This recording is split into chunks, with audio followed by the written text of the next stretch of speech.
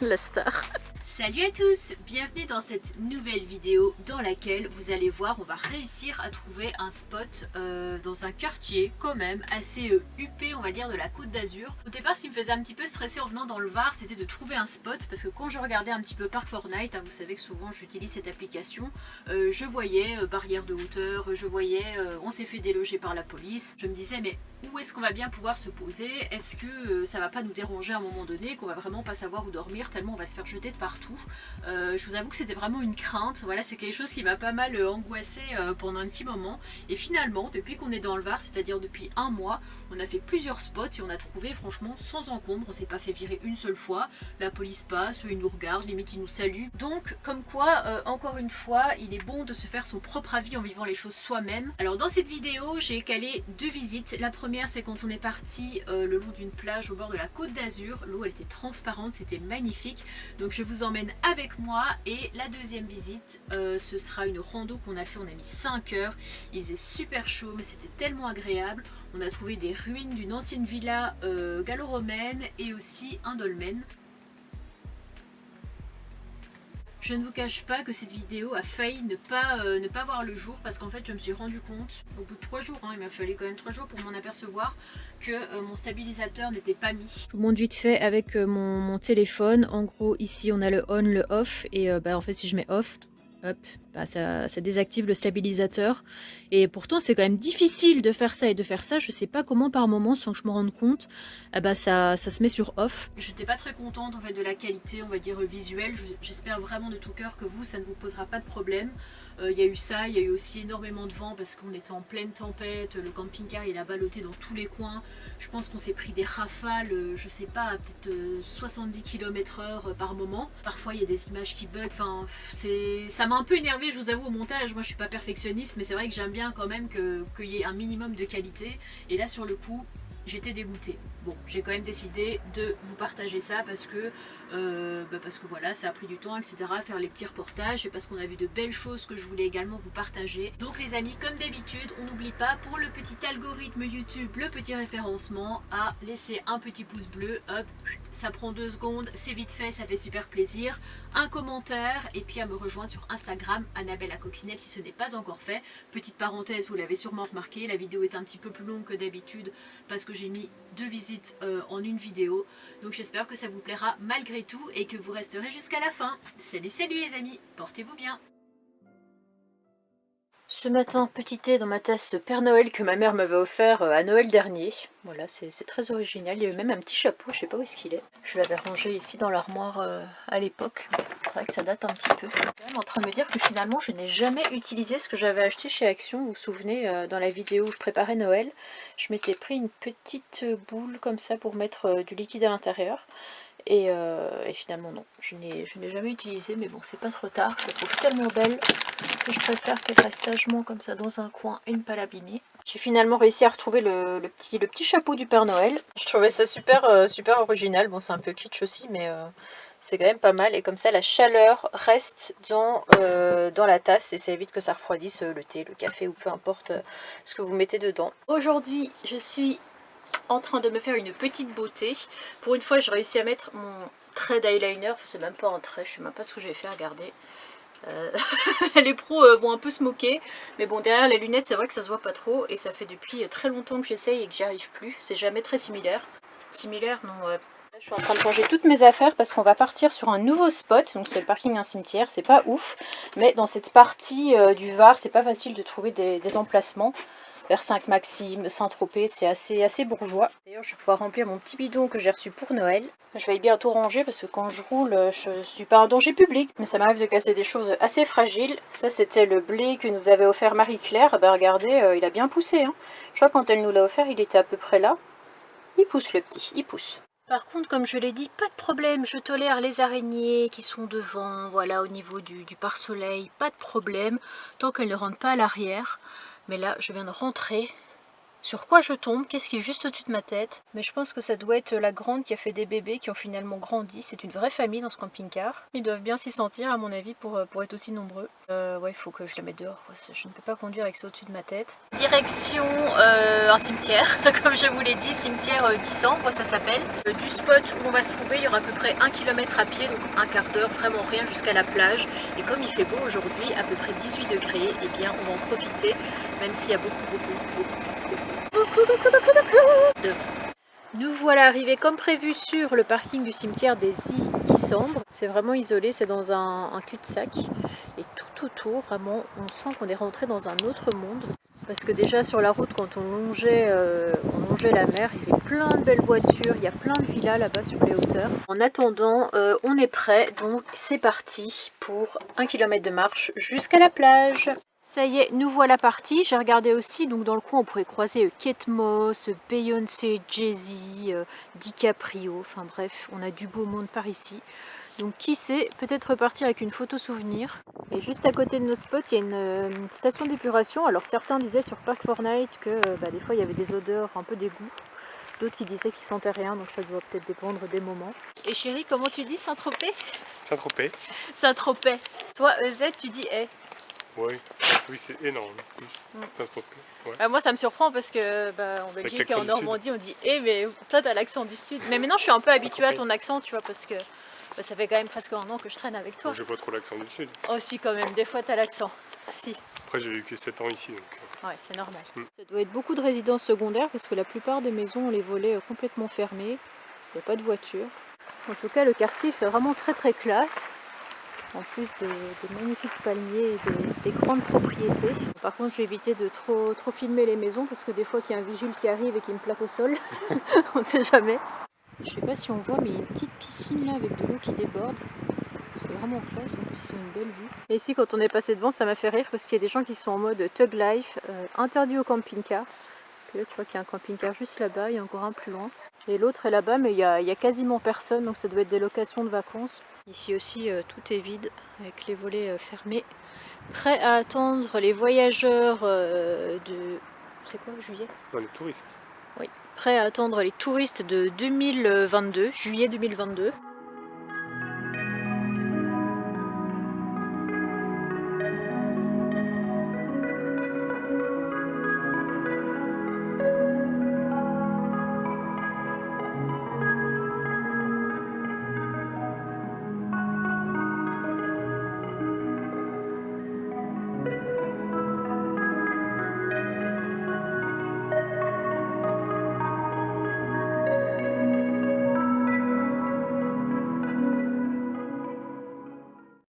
Nous voilà officiellement sur la Côte d'Azur avec un petit panneau très charmant, toujours interdit au camping-car. On en voit vraiment partout.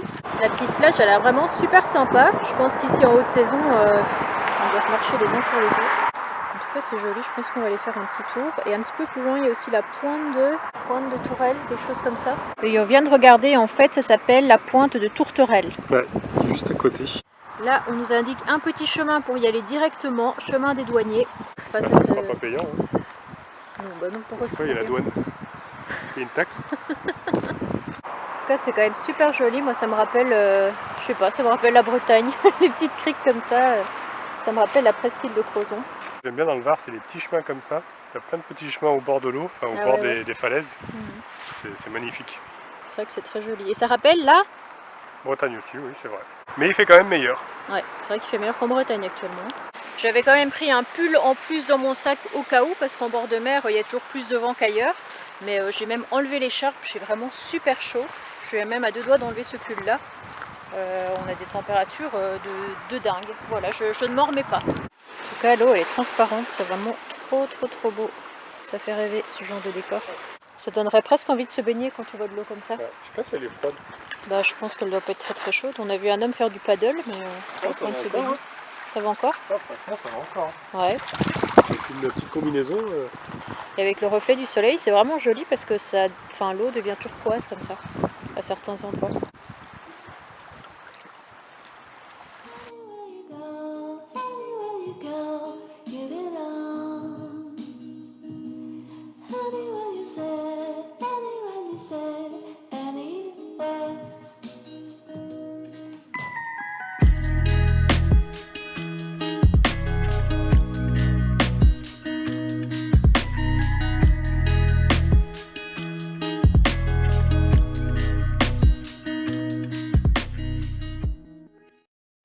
fait quoi d'être plus petit que moi? C'est bizarre. Et toi qui es du Var, comme tu as vécu 7 ans ici, Oui.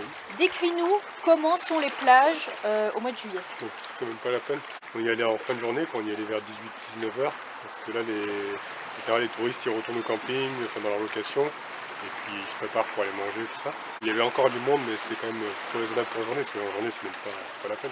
Et tu dis que tout le monde était collé les uns aux Ah autres. oui, les serviettes, tu peux même pas poser ta serviette, t'es collé. Ah, T'as mais c'est l'impression de pouvoir toucher ton voisin. chouette. Et en fait, de l'autre côté, on était déjà un petit peu sur la pointe de la tourterelle. C'est vraiment sale. Hein. Et donc ici, on arrive de l'autre côté hop là, de la pointe. Red Bull te donne des ailes. En tout cas, il y en a qui ont quand même des vues pas mal. Hein. Tu sors de chez toi, tu prends 3-4 escaliers et te voilà sur ta petite plage privée, face à la mer. Mais pas mal. C'est vraiment super sympa. Et tu vois, tout au fond là-bas, t'as le rocher de l'Estérel. Tu vois tout le rocher rouge là-bas. Tu vois, Ah ouais, tout au ouais. bout. Le cap de l'Estérel. Et D'accord. t'as l'île d'Or. C'est l'île qui a servi dans Tintin. L'île qui est là-bas, là. Alors là, on est pas trop d'ici. Et ça, c'est le rocher de Roquebrune, là, non? Non, de l'Estérel. Non, mais à gauche. Non, ça fait partie du massif de l'Estérel aussi. Ah, d'accord, ok. Le rocher de l'autre côté. On va essayer de continuer la rando. Même si c'est vrai que j'ai pas mis mes chaussures pour. Je savais pas qu'on allait aller sur des chemins comme ceux-ci. Désolée pour mon ombre, mais elle ne me lâche pas. Et il est énorme en tout cas l'arbre. Ça, Falcon, il peut pas le prendre dans sa bouche pour partir jouer avec. Hein. Pas possible. On a une magnifique vue, en tout cas on s'est posé un petit peu sur un muret. Et juste derrière nous, il y a vraiment plein de plantes grasses. On en a des comme ça, des comme ça. Il y en a aussi là-bas sous forme de buissons et d'arbres. Et j'ai retéléchargé l'application PlanteNet parce que ça faisait très longtemps que je devais le faire et que comme j'avais pas beaucoup de place, c'était compliqué. Donc je vais pouvoir voir ce que c'est comme fleurs. Là ça envoie la photo et c'est un pourpier fleur. Tout ça, là Ouais, ça a l'air de correspondre. Ça ressemble à ça. C'est des plantes grasses. Pour ce midi, j'ai tenté des petites choses. Voilà, une omelette avec des morceaux d'avocat, avec des morceaux de tomates. J'ai mis du sel, du poivre, un petit peu d'ail. Et voilà, et puis après je suis en train de les remplir à nouveau. Ils sont pas très symétriques. Celui-là est tout petit, celui-là est très grand. Je vais en faire un deuxième. J'en ai un deuxième qui est ici. Donc ça va nous faire un bon repas bien équilibré. J'ai vraiment hâte de manger. Cette balade m'a trop donné faim. Bon, maintenant que c'est prêt, je me suis vraiment donné beaucoup de mal. Je vais amener ça à Idriss qui est en train de faire chauffer l'omelette. Alors, qu'est-ce que tu penses de mon repas, enfin de ce que j'ai confectionné? 10 sur 10, hein, même 15 sur 10. Hein. 15 sur 10. On dirait un repas de réveillon. Et toi, de ton côté, tu nous fais une omelette. Une omelette, voilà. Classique, hein. Classique, j'ai mis un petit peu d'herbe de Provence, voilà, un petit peu d'huile d'olive, pour que ça parfume un petit peu. Idriss et Chebest. Bon appétit, bien sûr. Bon appétit. Nous allons nous régaler. Bonjour les amis, ce matin il fait 17 degrés sans chauffage, le top. Par contre je n'ai pas fermé l'œil de la nuit parce qu'il y a eu un vent de dingue. Je crois qu'en 3 ans de vie nomade je n'ai jamais vécu une nuit comme celle-là. Il y a déjà eu du vent bien sûr, des fois très violent. Mais à ce point-là, je sais pas si on va de le sentir, il y a tout qui bouge. Ça faisait des bourrasques, mais comme si le vent partait à 40 km/h, j'en sais rien. Ça faisait remuer d'un coup sec comme ça le camping-car et ça faisait ça toute la nuit avec quelque chose qui s'ouvrait comme si c'était les lanterneaux. Donc en pleine nuit je me suis réveillée, j'ai vérifié ce lanterneau, ça allait. Après j'ai vérifié l'autre là-bas, il est bien fermé, ça allait. Regardez comment on bouge. Celui dans ma salle de bain, bah lui il était fermé aussi, donc je sais pas ce qui faisait cette impression de clac clac clac. Je me suis dit ça se trouve c'est le panneau solaire, mais bon je pense pas, il est quand même bien attaché. C'est vraiment impressionnant quoi, regardez ça comment on bouge. Ils ont prévu encore du temps comme ça jusqu'à après-demain, donc je pense qu'il y aura encore une nuit blanche en perspective. Mais malheureusement bah, contre les éléments, on ne peut rien faire. Regardez-moi ça, on me dirait que c'est un tremblement de terre, j'y croirais.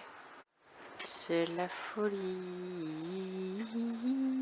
Il fait tellement chaud là, ma porte est ouverte, il fait 20 degrés dans le camping-car. Je me crois en Espagne. Quand je vois les tuiles là sur les petites maisonnettes, que je vois là-bas au loin le paysage, la vallée et les couleurs un peu ocre à certains endroits. Finalement, l'Espagne est venue à nous, que ce soit par le temps ou par le paysage. C'est vraiment trop chouette. Là mon PC est en charge, du coup ça décharge énormément la batterie qui est à 11,9. C'est tellement la tempête que je viens de te tourner une scène dehors, mais on n'entend absolument rien.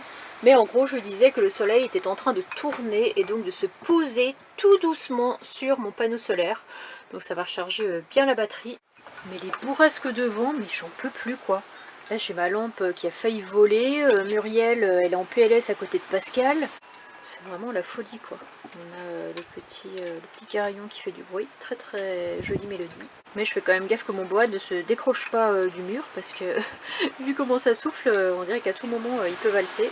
On a tout qui tremble, je jure que Gérard va finir par s'envoler à un moment donné. Je vous montre 12,4 en l'espace de 30 minutes, ça a bien augmenté. Les panneaux solaires, c'est la vie. On va en profiter tant qu'il y a encore du soleil pour partir se promener sur un chemin. Comme je vous avais montré quand on est parti au niveau de la plage, il y aurait des sentiers de randonnée pour aller voir un dolmen et des ruines. Non, c'est une ferme, une grange, je sais plus trop, il y a un puits en tout cas. Donc on va se préparer puis on va aller voir ça. Je pense que ça va être une grande rando, bien crevante comme on les aime. Ici on a de très jolis mimosas qui vont commencer à être en fleurs parce que la période c'est en janvier-février. D'ailleurs je vous annonce en avant-première que nous allons aller visiter Bornes-les-Mimosas le mois prochain. Donc c'est parti, nous voilà sur le chemin. J'espère que c'est bien balisé, bien renseigné pour pas qu'on se trompe de route. C'est moins pratique leur espèce de barrière là, plein milieu.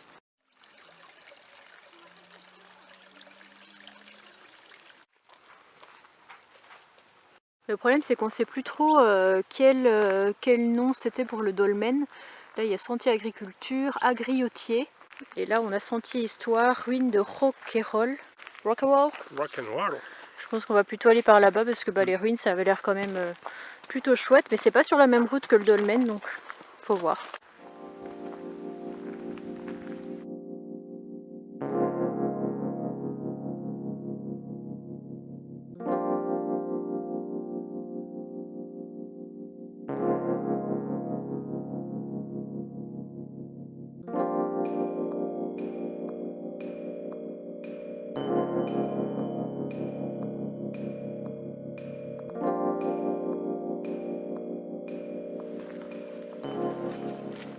Et on était en train de se dire que ici en période de floraison du mimosa, ça devait être vraiment super beau quoi, tout devait être fleuri, du jaune partout. C'est magnifique.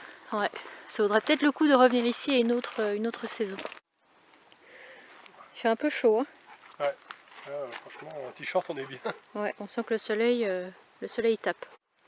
Heureusement que pour une fois j'ai pas pris ma doudoune Bah ouais, avec l'écharpe. c'est vrai qu'avec la chaleur, dès qu'on est au soleil, ça tape et on a chaud quoi. Est-ce que tu peux répéter ce que tu as dit il y a 2 minutes?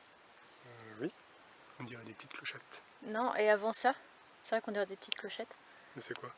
Il y a beaucoup de serpents ici. Ah, il y a beaucoup, oui, bon, il peut y avoir des serpents. Bah, dans cette période, peut-être pas. Parce que je crois que c'est bien en été quand il y en a. C'est très rassurant. Et là on voit qu'à gauche la terre est un petit peu retournée et Idriss pense que c'est à cause des sangliers, que les sangliers retourneraient la terre comme ça. Ouais, souvent ils font un peu des dégâts, même les écorces des arbres, tout ça, ils se frottent dessus.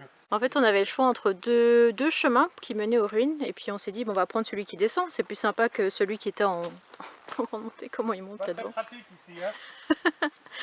Et finalement je sais pas si c'était une... Je fais glisser. Je sais pas si c'était une bonne idée de passer par ici tout compte fait. On dirait que c'est une rivière qui passait par là, non? Quand il y a les fortes pluies... Falcor a quand même un peu plus d'endurance que nous, je dirais. Il est monté en 2-2. Là, les routes, franchement... Et là-bas, tout au loin, on peut voir la plage où on a été l'autre jour. Ouais. On était en train de se dire, heureusement, qu'il n'y a pas de vent. Parce que sinon, la balade aurait été beaucoup moins agréable.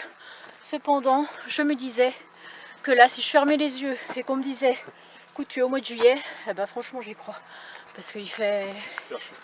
Ah, il fait vraiment super chaud quoi. Enfin je vais pas me plaindre, hein. Franchement Ah non, voilà. loin de là. Agréable. On est très très content de ça. Là, je viens de trébucher, je fais gaffe parce que Idriss m'a dit qu'il y avait aussi des scorpions. Ouais. En plus des serpents, en plus des sangliers, des loups à certains endroits, nous avons des scorpions. Il y a aussi les guêpes, non les frelons asiatiques. Il faut faire attention quand même. Tu feras attention parce que tu as un gros scorpion devant toi. Ah oui, c'est vrai. Je me demandais pourquoi tu disais ça. Et là, les petites clochettes que je vous ai montrées, en fait, cet arbre, c'est un arbousier. Mais en fleurs, c'est vrai que j'arrive pas trop à les reconnaître. Ok, il y en a une ici, petite arbouze. Il y en a encore une là et une là-bas. Et d'ailleurs, vous m'aviez dit que c'était très bon en confiture. Perso, j'ai jamais goûté. Celle-là, elle n'est pas encore mûre. C'est la première fois que j'en vois une jaune orange. C'est vrai que la dernière fois, moi, j'avais goûté. Toi, non? Non, j'ai un petit peu mal à une dent, mais là, j'ai goûté. Dégustation en direct. Mais c'est pas mauvais. C'est bon? Ah ouais? Il n'y a pas de noyau alors là-dedans? Non. Non. Bon, c'est un petit peu pas, mais ça se mange. C'est vrai que d'en bas, on s'imaginait pas qu'il y avait une côte comme ça. Ce qu'il faut se dire, Ah, c'est qu'une fois en haut, bah, il n'y ça aura plus descend. qu'à descendre, quoi. Ouais, c'est vrai. Cela dit, très très bonne nouvelle, nous arrivons au niveau des oliviers. Une grande oliveraie, comme on dit. Nous avons le photographe en pleine action. En train de photographier des olives. Et donc j'ai fait mes recherches sur les ruines en question, et ce seraient les restes d'une ancienne villa gallo-romaine. Les restes ont été retrouvés au 19e siècle, et il y aurait les restes d'une ferme où était, enfin je sais pas, il y avait du stockage, il y avait des habitations, etc. Mais maintenant ça s'apparente beaucoup plus à un tas de pierres qu'à des ruines, donc on ne sait pas trop quoi était où. Et à en croire le plan, il me semble que j'avais une araignée. Ah oui, sur ta tête? Ah non, arrête! C'est pas vrai.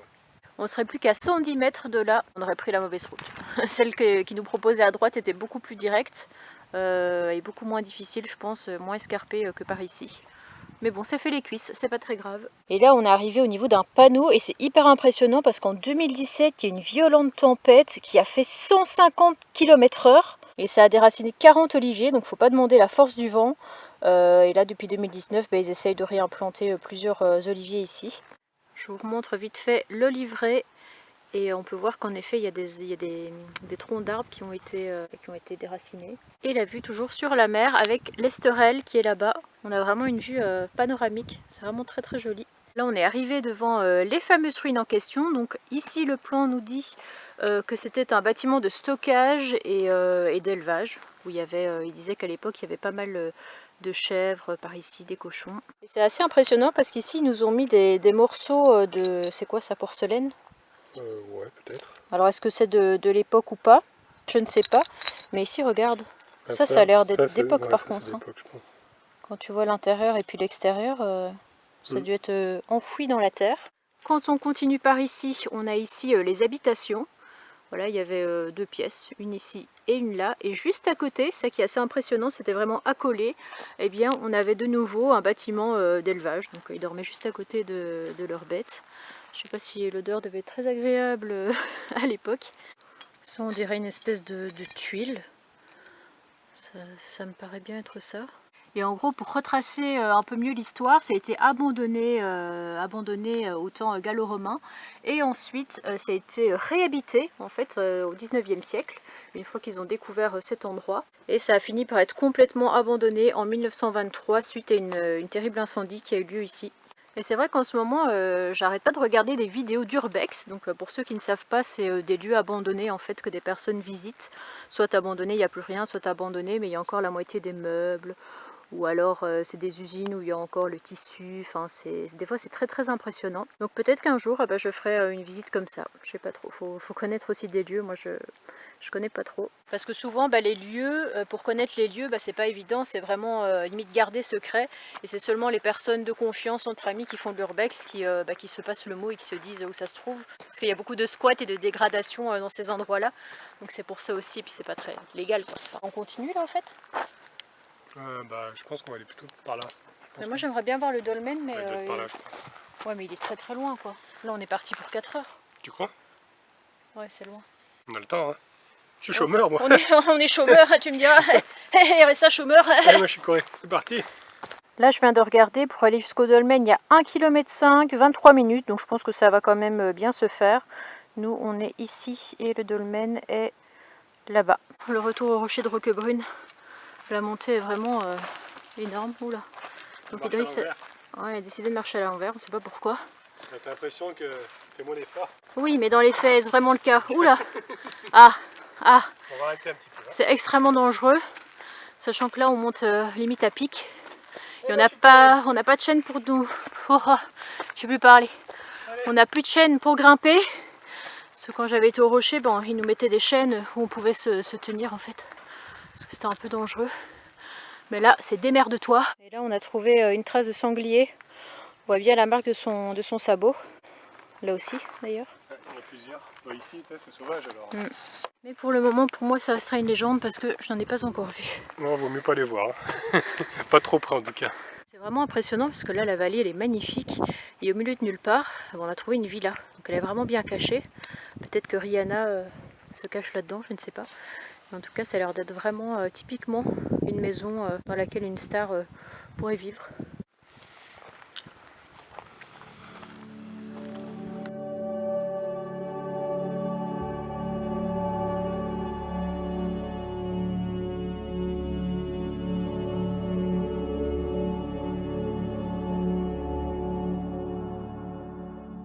On a encore une petite maison cachée là-bas.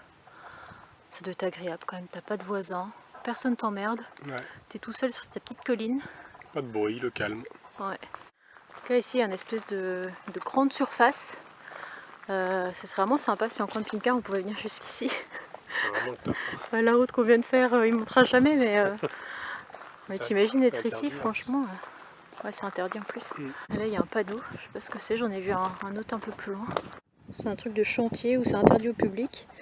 Ils vont abattre des arbres et débroussailler. Ça par contre c'est pas très rassurant. Comme d'habitude Idriss est très curieux, voir s'il y a de l'eau ou pas à l'intérieur. Ça a l'air vide. Hein. Parce qu'on en avait déjà vu une autre fois dans la forêt, qui était complètement vide aussi. On se croirait presque dans la série Lost, avec toutes ces collines. C'est pas très rassurant parce que là on entend des coups de feu, et il y a un chasseur là-bas, je me suis cachée derrière l'arbre. Donc j'espère que qu'il tire pas par ici quoi. Qui sait ce qu'il fait. Je vous montre quand même vite fait avant de mourir, là-bas on voit le Mercantour. Je me demandais ce que c'était, mais en fait ce sont les Alpes, Alpes provençales, c'est ça? Donc c'est le Mercantour. Ouais, bah ici c'est le Mercantour. Ouais. C'est le parc national du Mercantour. D'accord. Là on arrive devant le Belvédère qui nous donne une vue sur Fréjus et sur les étangs de Villepais. D'ici on voit encore les Alpes avec différents pics, il y a des monts, le mont Vinaigre ça s'appelle? Ouais, Ce serait celui-ci. Et puis là, c'est différents pics avec ici la baie de Saint-Raphaël.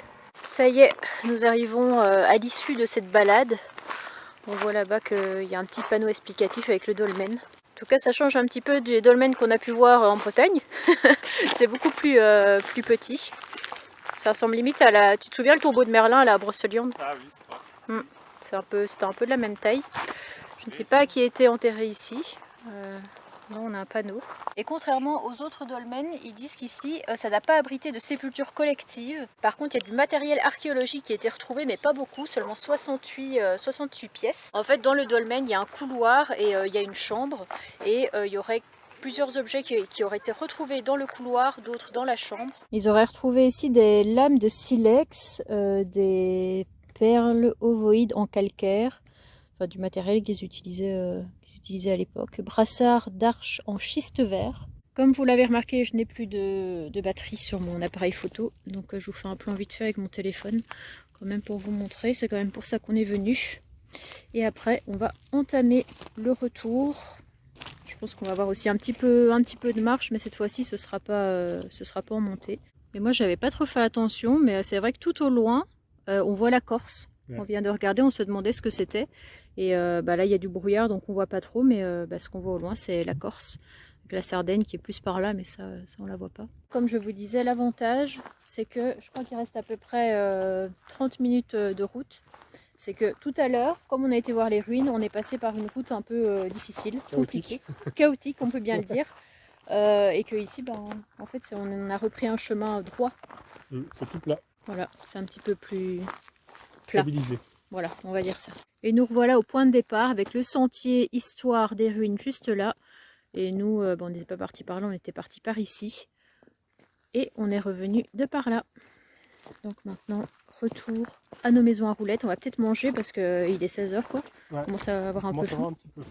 Bon, j'espère que cette vidéo vous aura plu. Dans la prochaine vidéo, ce sera un peu compliqué pour moi. Hein. Je vous cache pas qu'il y a une période comme ça a duré sur une soirée plus une matinée où je me suis pas sentie à ma place en fait. J'ai limite eu envie d'arrêter la van life. Je sais, c'est bizarre, voilà, mais il y a des moments où on craque, où on n'en peut plus, on en a marre. Et ce moment-là est arrivé parce que voilà, je n'ai pas trouvé de laverie, parce que il y avait des panneaux d'interdiction partout, on savait pas où se garer. J'avais l'impression d'être la bienvenue nulle part, j'avais plus d'eau, galère, galère, galère.